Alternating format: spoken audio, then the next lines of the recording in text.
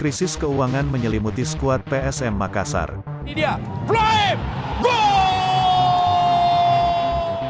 Di tepi kota Parepare, tepatnya di Stadion Gelora B.J. Habibie, suasana sepi kerap menyelimuti laga kandang PSM Makassar beberapa pekan terakhir.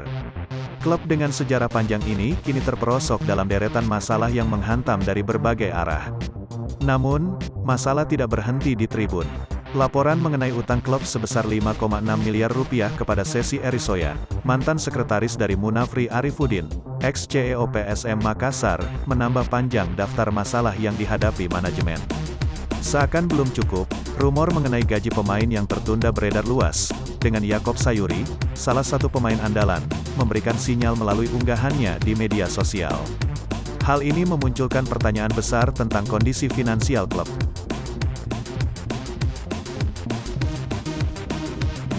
Di tengah badai ini, Bernardo Tavares, arsitek PSM, berada di bawah tekanan untuk membangkitkan moral dan semangat para pemainnya.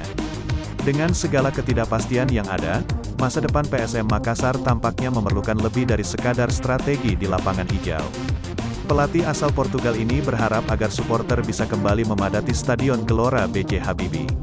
Apalagi PSM saat ini tengah terseok-seok usai bertengger di peringkat 10 klasemen, dari 4 kemenangan, 3 kali imbang, dan 4 kali kalah. Salah satu yang krusial untuk membuntu tim adalah datang ke stadion untuk mendukung klub saat bertanding di pertandingan kandang, kata Bernardo Tavares.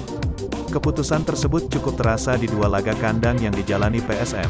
Pertama saat menjamu Persik Kediri, jumlah supporter yang hadir hanya mencapai 1.582 orang. Kemudian saat melawan Persis Solo jumlah penonton hanya mencapai 2.408 orang. Terima kasih untuk pecinta bola, jangan lupa subscribe channel ini. Mohon masukan dan bantuannya agar channel ini tetap berkembang. Salam olahraga.